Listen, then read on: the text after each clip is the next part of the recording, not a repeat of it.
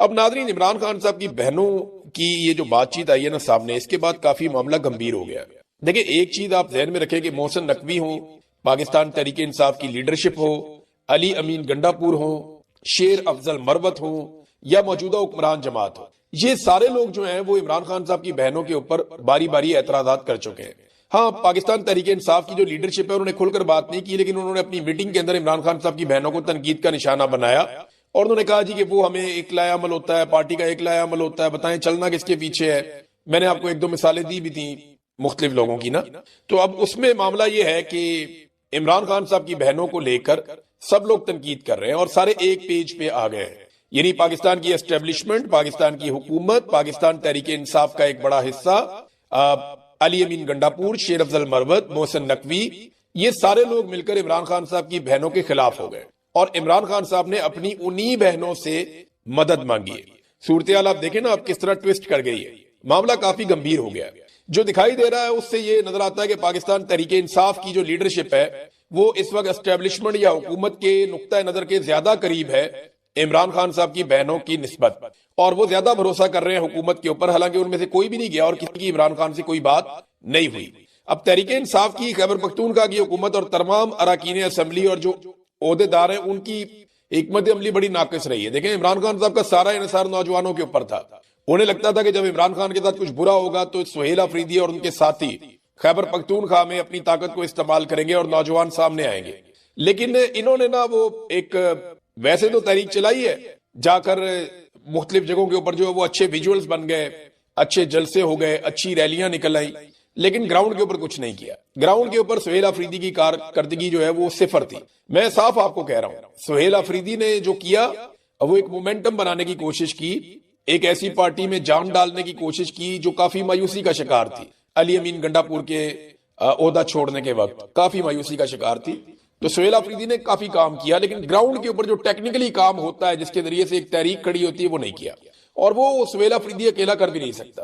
ایک نوجوان ہے، اس میں تو جنید اکبر کو اپنا رول پلے کرنا تھا، باقی لوگوں کو کرنا تھا، تو وہ لوگ نہیں کر پائے۔ اب اس وقت جتنے بھی پارلیمنٹیرینز ہیں یا اہم لوگ ہیں وہ اسلام آباد ریڈ زون کی 3 عمارتوں کے اندر اپنے آپ کو انہوں نے محصور کر لیا، بجائے اس کے کہ وہ پبلک میں جاتے، عوام کو انہوں نے اکیلا چھوڑ دیا اور عوام کو کہا تم نکلو اور نکل کے جو مرضی کر دو ملک کے اندر۔ ایسا تھوڑی ہوتا ہے۔ پاکستان تحریک انصاف کی بہت مقبولیت ہے، لیکن یہ ہر مرتبہ کسی نہ کسی معجزے کی تلاش میں رہتے ہیں پاکستان تحریک انصاف والے۔ یہ کہتے ہیں انہیں کچھ نہ کرنا پڑے، عوام خود ہی کر دے۔ میں آپ کو باریک واردات بتا دیتا ہوں، جن لوگوں نے اپنے آپ کو اسلام آباد کی حد تک محدود کر دیا ان میں سے کچھ لوگوں کے دماغ میں تو یہ چل رہا ہے کہ اگر باہر کوئی عوام نے 9 مئی کی طرز کا کوئی احتجاج بڑا کر دیا اور کوئی نیا 9 مئی کھڑا کر دیا گیا اسٹیبلشمنٹ کی جانب سے، تو بعد میں ہمارے پاس یہ جواز تو ہوگا کہ ہم تو اسلام آباد کے ریڈ زون کی ایک عمارت کے اندر قید تھے، تو ہمارے اوپر تو آپ مقدمہ درج نہیں کر سکتے۔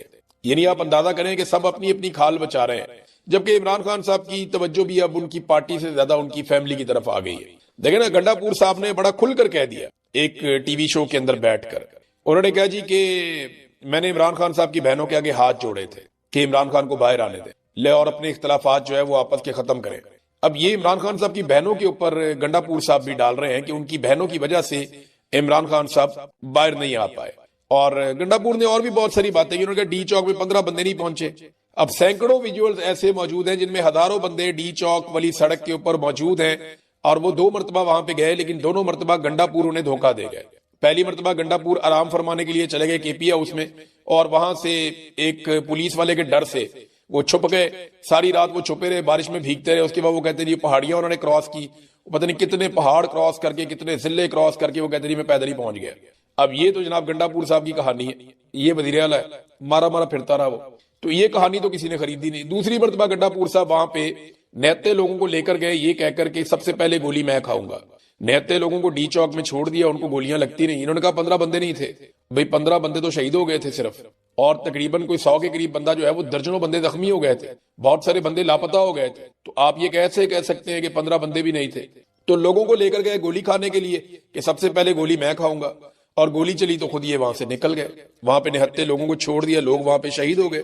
تو یہ تو گنڈاپور صاحب نے کیا تھا۔ اب گنڈاپور صاحب بھی عمران خان صاحب کی بہنوں کو رکاوٹ قرار دے دیا انہوں نے عمران خان صاحب کی رہائی کے رستے میں، اور انہوں نے کہا کہ میں نے بہنوں کے سامنے ہاتھ جوڑ کر کہا کہ لیڈر کو باہر آنے دے، بلکہ یہاں تک کہہ دیا کہ علیمہ خان کو پارٹی کا چیئرمین ہی بنا دیا۔ یعنی اس لیول تک گنڈاپور صاحب تنقید لے کر چلے گئے۔ تو اب سارا جو توجہ ہے اور ساری جو تنقید ہے وہ عمران خان صاحب کی بہنوں کے اوپر ہو رہی ہے، تو پاکستان تحریک انصاف کیا کرے گی، عوام کیا کرے گی؟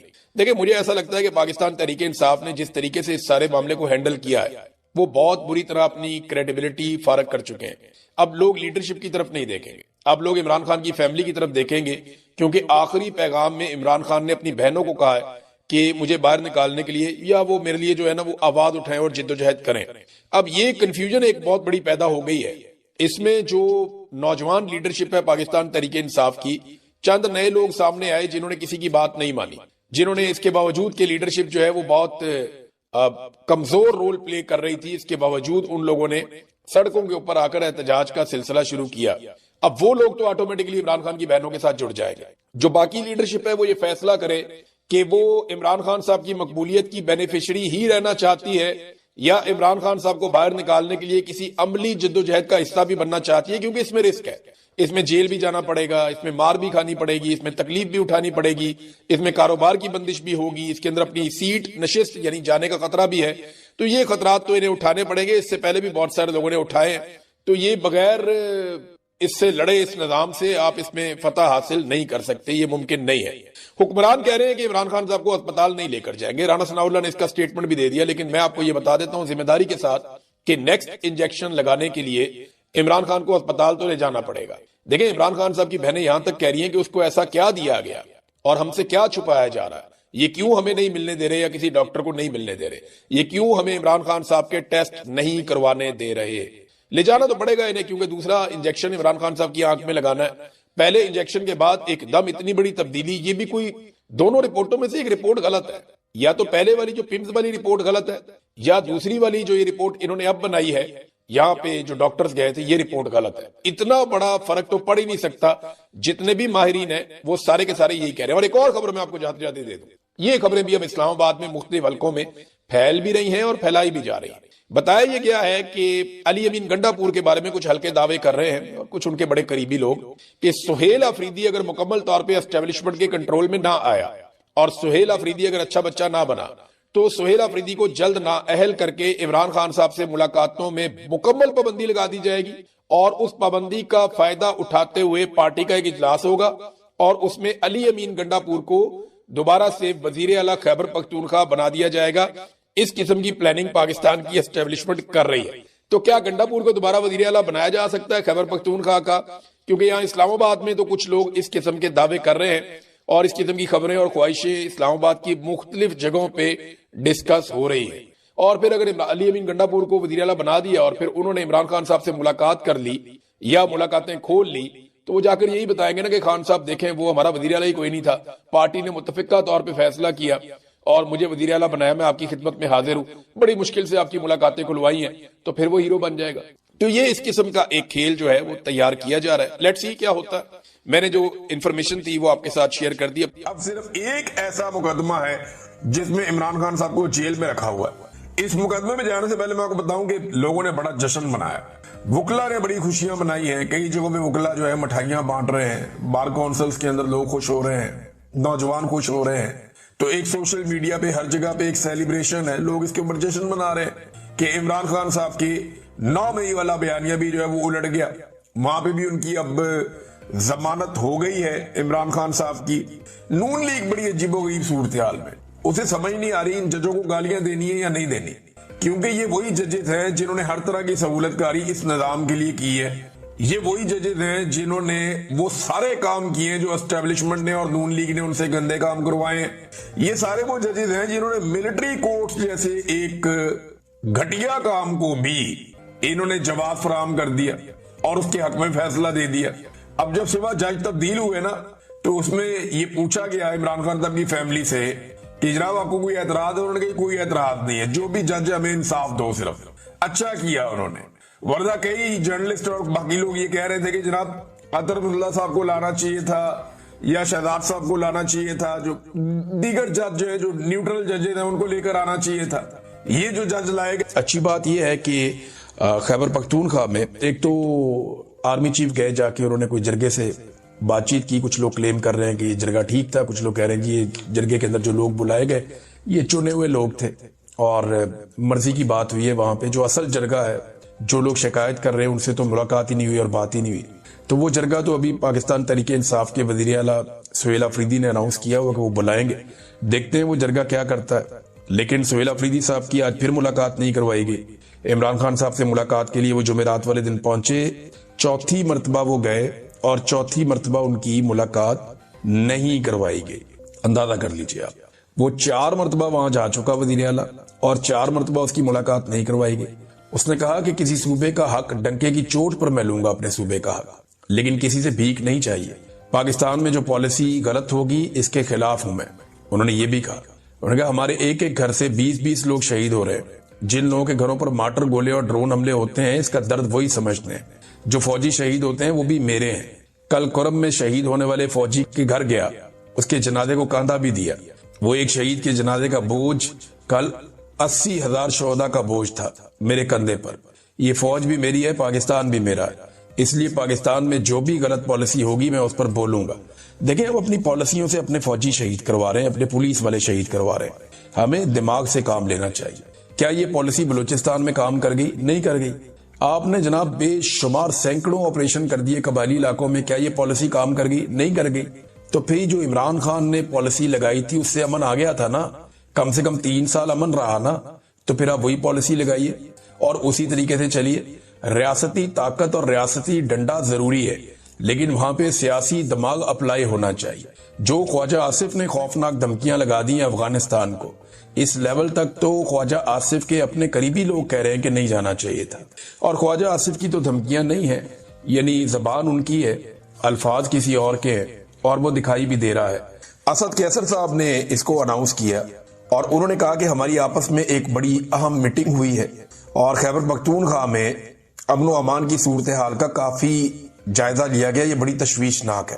وزیر اعلیٰ خیبر پختونخوا صوبے کی پارلیمانی روایت کے مطابق تمام سٹیک ہولڈرز, سیاسی جماعتوں, سابق وزرائے اعلیٰ, سابق گورنرز, بار کونسلز سمیت ہر مکتبہ فکر کے نمائندوں کو, طالب علم بھی آ جائیں گے, علماء کرام بھی آ جائیں گے, ایک بڑا جرگہ منعقد کرنے جا رہے ہیں. قبائلی عمائدین بھی ہوں گے تاکہ قومی لائحہ عمل تشکیل دیا جا سکے جو کسی ایک جماعت کا نہیں ہوگا بلکہ تمام سٹیک ہولڈرز کا مشترکہ لائحہ عمل ہوگا اور وہ اب منظر عام پہ رہ جائے گا. ناظرین جاتے جاتے ایک بڑی انٹرسٹنگ چیز میں آپ کے سامنے رکھتا ہوں. قاضی فائد عیسیٰ صاحب کی طبیعت صاف کی ہے مصدق ملک صاحب نے بیرون ملک. کئی ذرائع خبر دے چکے ہیں قاضی صاحب کی چنگی طبیعت صاف کی ہے مصدق ملک صاحب نے. تو قاضی صاحب جو ہے وہ ایک ٹوائلٹ پیپر کی طرح تھے. ایک ٹیشو پیپر ہوتا ہے, ایک ٹوائلٹ پیپر ہوتا ہے. استعمال ہوا اور فارغ کر دیا اور ڈرین کر دیا. تو قاضی صاحب یاد ہے آپ کو, زرداری صاحب بٹھاتے تھے اپنے پہلو میں, شریف خاندان اپنے پہلو میں, ڈار آپ کے ساتھ بیٹھتا تھا, اسحاق ڈار جو آج ڈپٹی وزیر اعظم ہے. کیسی آپ کو عزت دیتے تھے, آپ فرعون بنے ہوئے تھے, آپ نے پاکستان میں کسی کو انصاف نہیں دیا. تاریخ کے بدترین الیکشن آپ نے کروائے, جبر, فسطائیت, ظلم, جبری گمشدگیاں برباد کر کے رکھ دیا آپ نے پاکستان کا سارا جوڈیشل فیبرک. دیکھیں آپ فرعون تھے اپنے دور میں, آج آپ کی بےزتی ایک ادنا کارکن سے کروائی جا رہی ہے. یہی آپ کا نصیب ہے اور آپ جیسے رستے پہ جو لوگ بھی چلیں گے ان کے ساتھ یہی ہوگا. یہ ذلت آپ نے اپنے مقدر میں خود لکھی ہے.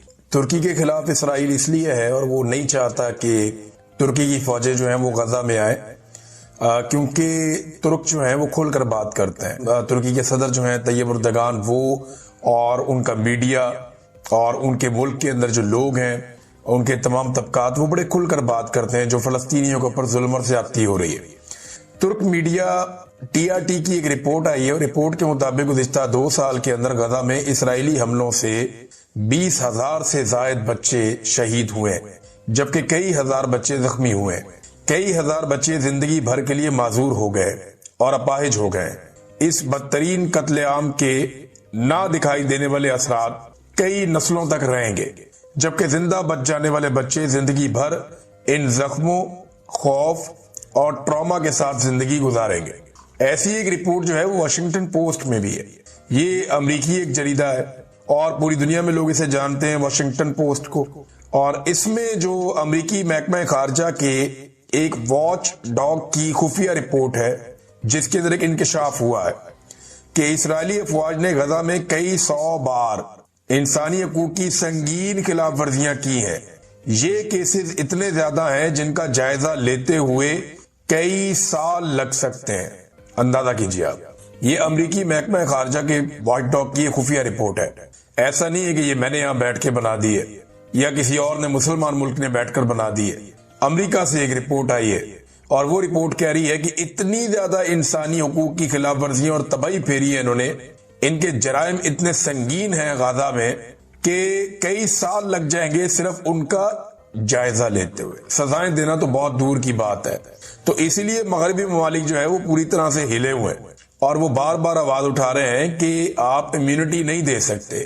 یہ جتنا قتل عام ہوا ہے غزہ کے اندر، اس کا جواب بھی تو کسی نے دینا یا نہیں دینا. 1 لاکھ کے قریب لوگ جو ہیں وہ شہید ہو گئے ہیں، بے شمار لوگ جو ہیں وہ زخمی ہو گئے ہیں، ساری زندگی کے لیے معذور ہو گئے ہیں. جو باقی بچے ہوئے لوگ ہیں وہ ذہنی مریض بن گئے ہیں، انہیں ایک عجیب و غریب قسم کے ٹراما میں مبتلا کر دیا گیا ہے. لیکن اس کے باوجود ابھی تک تو انصاف ہوتا ہوا دکھائی نہیں دے رہا.